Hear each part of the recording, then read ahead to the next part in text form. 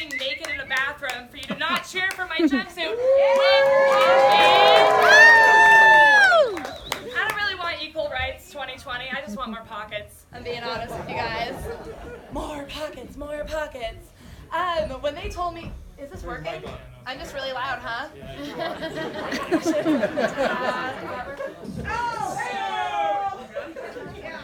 How about now? Hey!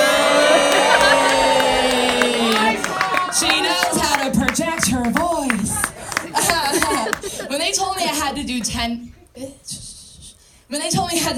minutes up here, I was like, how the hell do people do an hour-long set, you know? They must really feel like they have something important to say. I'm like, who wants to listen to me talk like in a Drew Barrymore-ish voice for 10 fucking minutes? So, I don't know, I got a little curious and I Googled like things you can do in 10 minutes just to look at like average human productivity. And these are the results.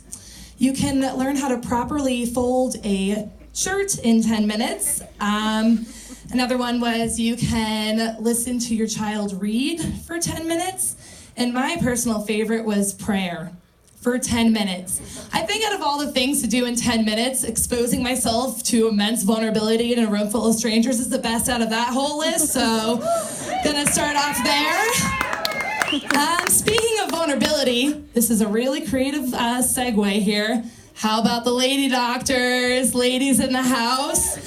Yeah, so fun. I recently had to go and I realized it's literally my least favorite thing in the entire world. It is so uncomfortable, so uncomfortable. I wish that they could just like, little $1 million idea here, possibly. You know, you come to the office and then you can get like an upgrade plan or something. And instead of your copay, they give you an Ativan and a bottle of wine. Get loosened up a little bit. And you know that cold table that you just lay on and like swish the paper back and forth while you're awkwardly waiting for the doctor to come in and you're staring at the ceiling? Maybe that could just be warm. I'm not asking for a lot here. And instead of, or not instead of, but you know, as we're getting to the intimate part, maybe the doctor just lights up a little joint just to get a little bit more acquainted with you. You know, before we go really intimate. But it's not like that, is it? No, it's literally the worst. It's so uncomfortable. And it's even worse when you're nervous. You say really weird things like me. So I said to the doctor, as I'm getting in my stirrups, step into my orifice. Not necessary. Literally not necessary. And that was... I have to make a joke out of everything, obviously. But that was after the judgment quiz, you know, when they ask you, they're like, so, when was your last period? Do you think you could be pregnant? Don't like that question. Do you use drugs and what kind? Yes. Oh yes, I like acid, I like mushrooms, I like a little bit of marijuana, some alcohol, the whole deal. And I think they could see how genuinely excited I got when they said drugs, because immediately they asked me, well, do you share needles with anyone? No, but I let someone do coke off my butt last week, so.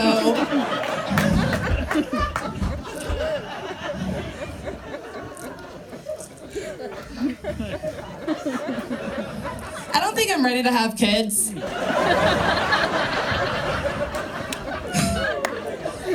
Don't think I'm ready to have kids. I'm at this point in my life where all of my friends are starting to have kids. 2 of my best friends actually had kids this year. They're super cute, and I got to go back home to Boston and see them. So cute, and I know they're hardworking moms, so of course I bring over some pizza because they're working hard, whatever. Go through the door, pizza in hand, pizza falls literally all over the floor. And as my friend is going to clean it up, I was like, oh, like, I can hold the baby while you go clean it up. She just like looks at me, she goes, she'll be better in the crib. I was like, yeah, probably. Like, I literally love pizza more than anything, and I ruined it. I ruined it. So, another reason I don't think I'm ready to have kids is I do really stupid shit. Like, really stupid shit. Who here has willingly gotten into a cop car? On 2 separate occasions? Hey, that's my girl. Let's hang out. So I willingly got into a cop car on 2 separate occasions. This most recent one, I was on a road trip from Massachusetts to Colorado, and, we're driving down the road, and I see the lights swinging in the back. I'm like, oh, shit. The cop pulled me over for not moving over lanes while he was pulling someone else over. I didn't notice it because I had a road soda cracked and I just hadn't noticed it. So, lights are going, we're stashing our open beer, and the cop comes to the window. I'm shaking.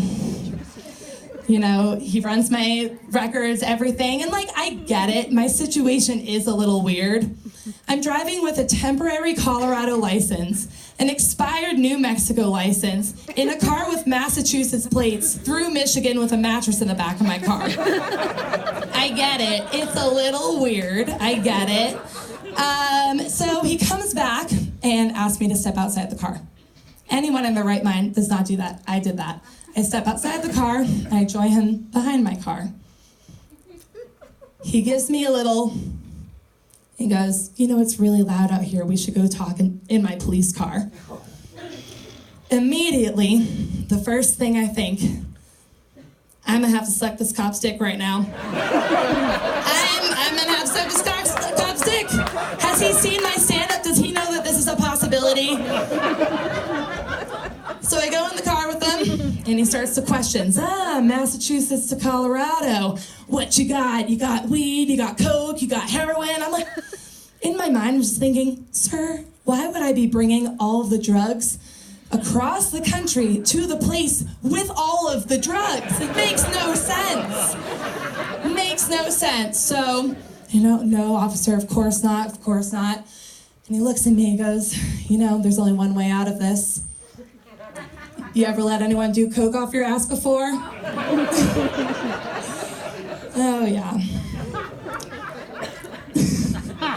Anyone here going into the New Year single, like me? Yeah, single ladies.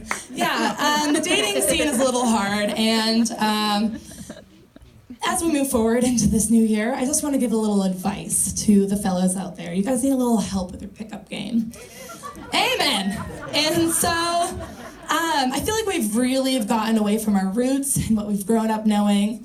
And I want to trace back to one of the greatest lyricists of all time, the notorious B.I.G., Biggie Smalls, motherfucking Christopher Wallace, or for those of you with daddy issues out there, Big Papa. He likes it when you call him that. Who you attracting with that line? What's your name? What's your sign? As soon as he buy that wine, I just creep up from behind and ask you what your interests are. Who you be with, things that make you smile. What numbers to dial? That's all you need. He's so smooth, so good. I have a couple points to mention here. Do not creep up from behind. You're gonna hear that motherfucker coming from 100 yards away. And what is he supposed to say? As I rumble the ground beneath you and approach you slowly at the bar? No. Don't creep. Just make eye contact, not overly. So buy someone a drink, be nice. Don't touch unless, you can touch. Second point to make here is, I get what he's saying, don't hit a fine-ass bitch with some basic-ass shit. Who they attracting with that line, what's your name, what's your sign, ask you what your interests are. Literally, if you ask me what my sign is, or if you ask me what my interests are, we're gonna end up talking about astrology no matter what. I am a conversational predator. I can hear someone say, I'm a Leo from a mile away. I'm trained for that shit. Yeah, I'm trained for that shit. So bitches love astrology. Ask her what her sign is. It's fine. Just a little tidbit there. I hear a lot. I'm just gonna end you with this final piece of advice. A lot of people are yeah, I hear that girls don't like getting picked up at bars. Like, I can't go anywhere without anyone hitting on me or whatever of the sorts. It's not necessarily that girls don't like getting hit on at bars. It's that girls don't like getting hit on by ugly dudes at bars. So stay sexy, Steamboat. I love you so much.